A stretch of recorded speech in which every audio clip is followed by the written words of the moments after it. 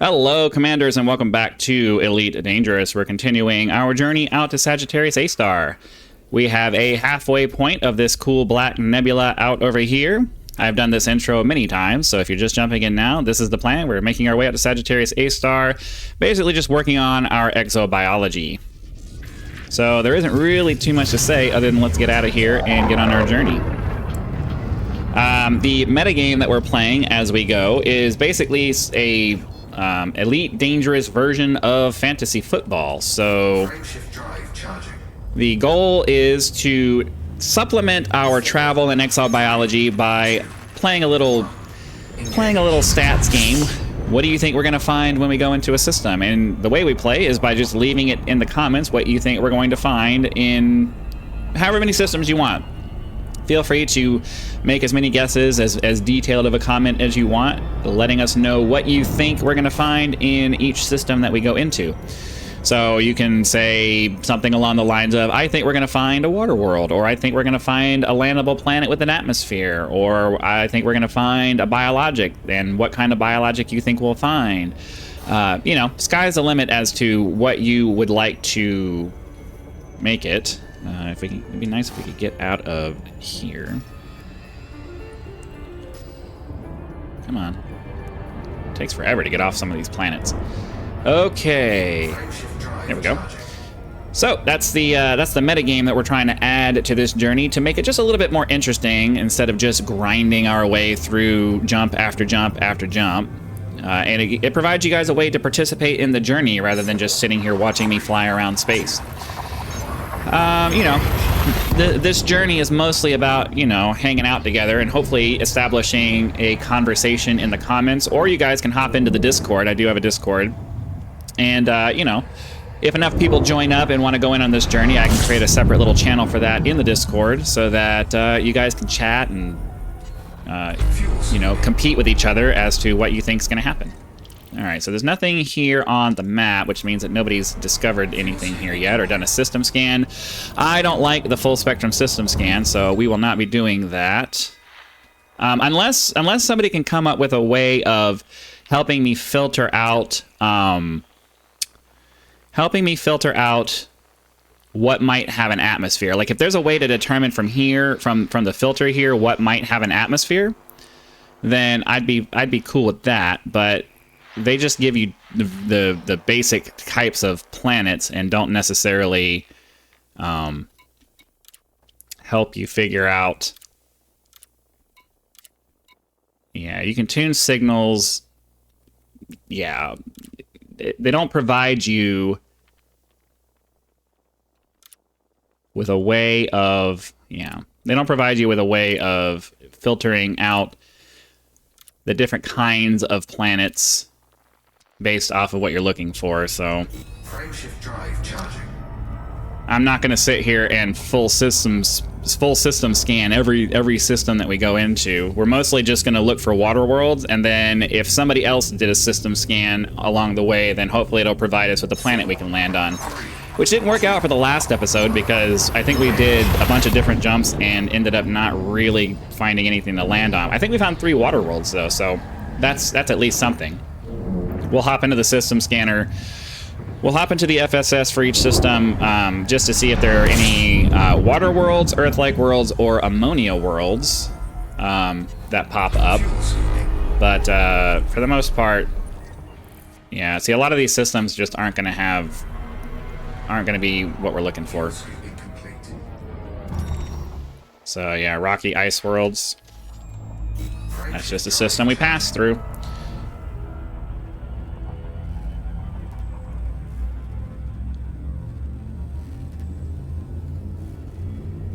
So unless somebody has a really good way of bypassing the full spectrum system scan and still being, I mean, unless something just kind of pops up that's within range of our, I don't know, I don't even know if that works. I was going to say that's within range of our normal scanners just picking it up because it's really close to the star, but even then, I don't know if that picks it up on the system map. The way it was explained to me is that if something shows up on the system map that you didn't scan yourself, it's because someone else was there.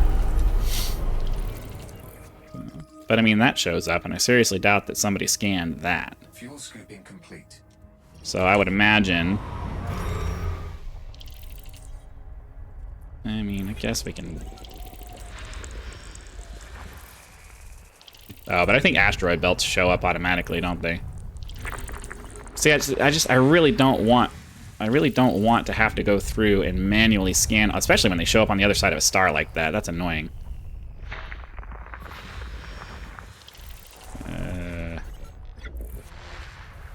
But you see how long this takes to just stop here and go through all of this stuff, and then you end up going through all of this, and you don't find anything that was worth the time it took you to do this. So it's super frustrating. Okay, so let's look at here. Did we find anything that's worth landing on? So I see we did all of that, and we didn't find anything that was worth landing on. This is what I hate about the way that the developers chose to do system exploration. Because realistically, my system scanner should give me this information off the bat, and then if I want this information, you know, I should have to get. I should at least get images of what they are and whether they have an atmosphere and whether they're landable or not, or not based off of that. And then if there's something worth putting my time into searching for it, then I can do that. But it's just... They went out of their way to try to add as much grindy, ridiculous time into the process as possible rather than making it fun. And I don't like that approach to things. It's really annoying. I know those of you who don't mind the grind probably are like, well, get over it, dude. And I am. I get over it by just not participating. So, you know, I know that means we're going to end up passing up probably quite a few opportunities to land on planets and things like that, but I'm just, I really don't like the method that they chose, and the way you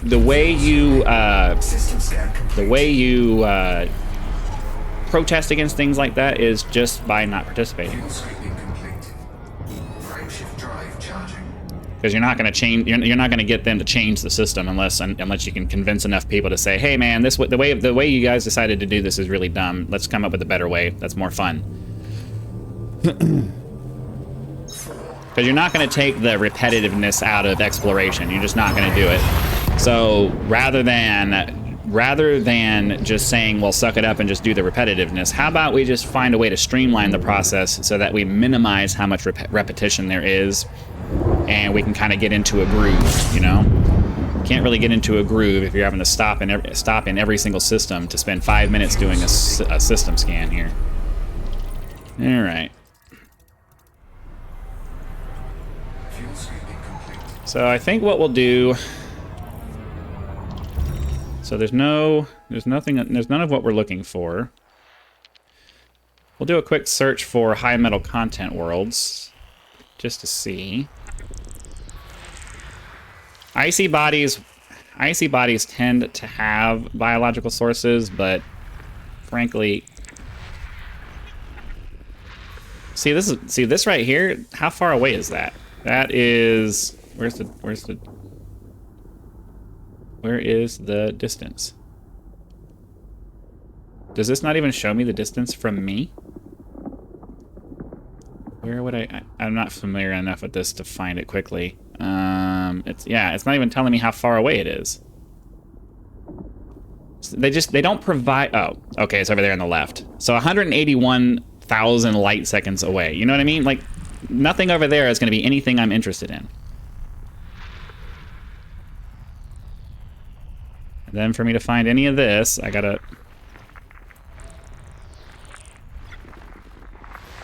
So, yeah, look how far away all of that is. None of that's worth the time it's going to take us to go over there and do anything with it. I mean, this one's closer. But I mean, even this doesn't tell you. They didn't bother to update this to tell you whether it's going to have life forms on it, right? So it has an atmosphere. That's great. It doesn't tell me whether it's landable or not. So I still have to leave this. I still have to leave this to go to the system, to go back to the system map to see if it's something that's even worth landing on. So this is the issue that I have. It's great that they wanted to add all of this stuff, but if you're going to add things, you need to add it completely and not just kind of half-ass put things in and not make sure it plays well with everything else that's going on. Because look, it gives us the Earth masses, radius, gravity, surface temperature, volcanism, atmosphere type, composition, but it doesn't tell you, oh, okay, is this a landable world? That's kind of important information to know. Is it landable? Can I land on this? Is this something? No, I have to now leave this and go into the system map. Wait for that to load. I mean, yeah, it's great that this happened to turn out to be a landable planet. But now, does this have biologics in it? Okay, well, it has 2. But look at all the ridiculous number of steps I had to go through to get to that. Like, if I wanted to be a data entry technician, I'd go get a job as a data entry technician. I'm not interested in that. So it's just, they really need to do an overhaul on this entire thing because it's ridiculous. I should be able to, at a glance, when I pop into a system, identify, at least have the ability to identify high potential targets, not have to sift through every single planet in the system to even find out if it's worth anything at all. My initial system scan should provide me with enough information to be like, oh yeah, I'm going to spend some time here scanning things. That's the way it should work. Like, even if it was something along the lines of when you give your system scan, you get a list of information. Oh, I can't get to the info section. But even if up in the info tab up there, it gave you a list of the different types of planets that are here. You know what I mean? Something along the lines of, oh, atmospheric landable. It doesn't even have to give me the number of what they are, just that they're here, so that it gives me the information, so that it gives me the incentive to actually, okay, I'm going to spend some time in this system scanning things. All right, so 6 probes. So this is one of the things you guys can guess on. How many probes do you think it's going to take us when we find a planet? Okay. Let's get this off. So, like I said, it's just a little meta game that we're trying to add to this to make the journey a little bit more fun and, you know, allow you guys to participate a little bit. Surface scan complete. All right. So what do you think we're going to find on this planet? Leave it in the comments below. What do you think we're going to find? Obviously, there'll be some kind of bacteria. Maybe we'll find that. But if there's more than one type, usually that means we're going to get some kind of plant life. So that's always cool. I think what I want to do is try to get... we'll try to get off into the plains up there. Slow down so we don't end up dropping out too high.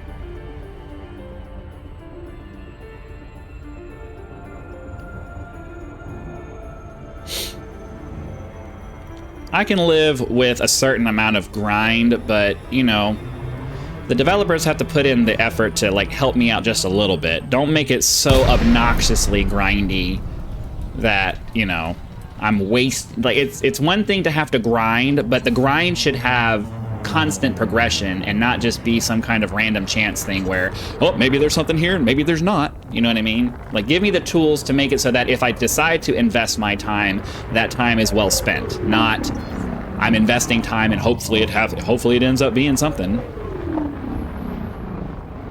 Okay.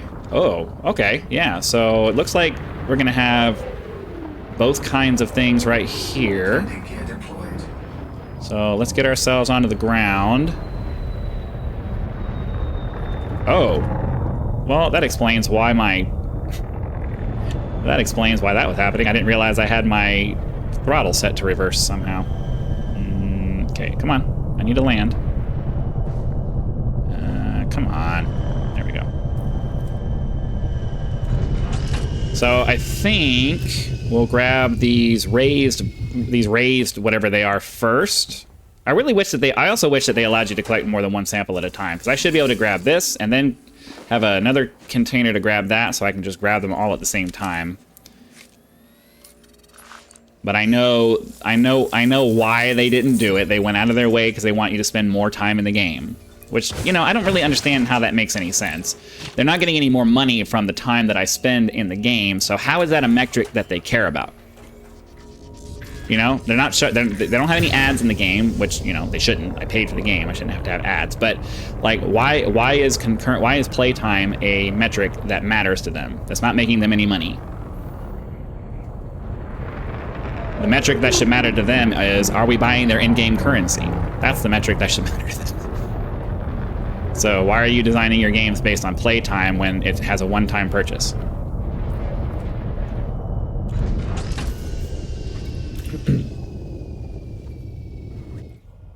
Like, who's paying them based off of how much time I spend playing the game?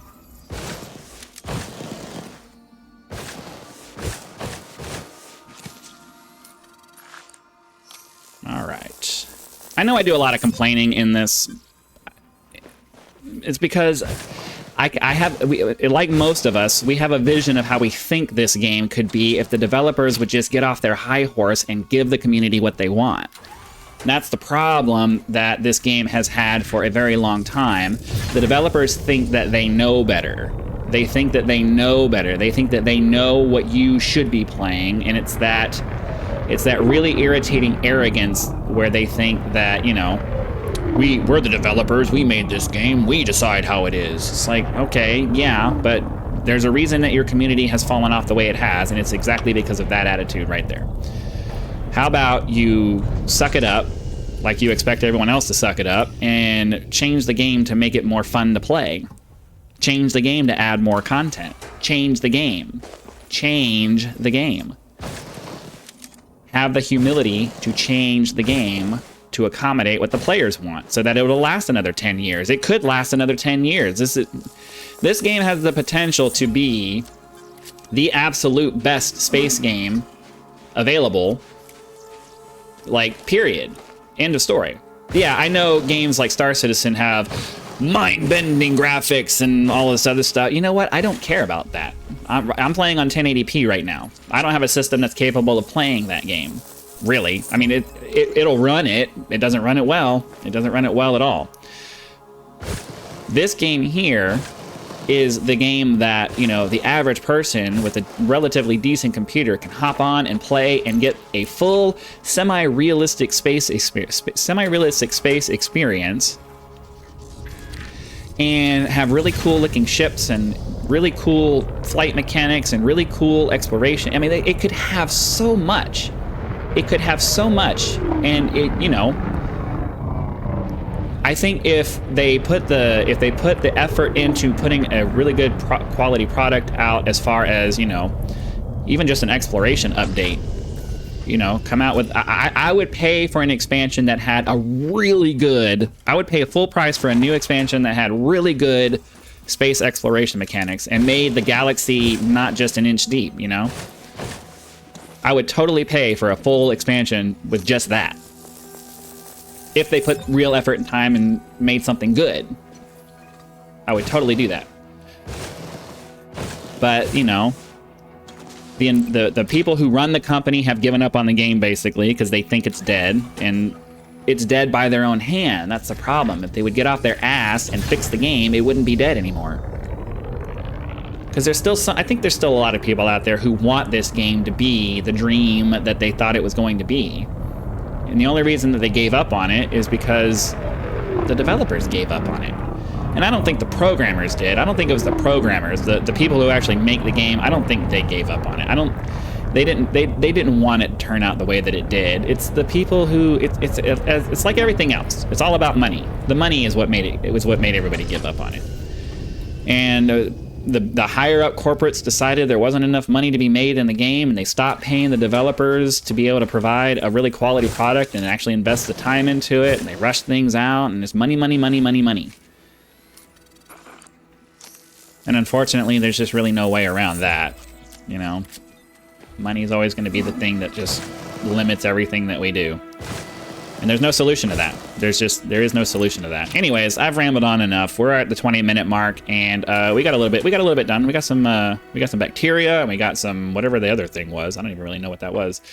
But yeah, I know this ended up being a bitch fest. I bitch because I care. You know, I bitch because I care. Because this game has the bones of being the ultimate space game ever made, and if they would just do the little bit extra to polish off the rest of it and add the content that needs to be added, this game could be amazing for another 10 years if they just do it.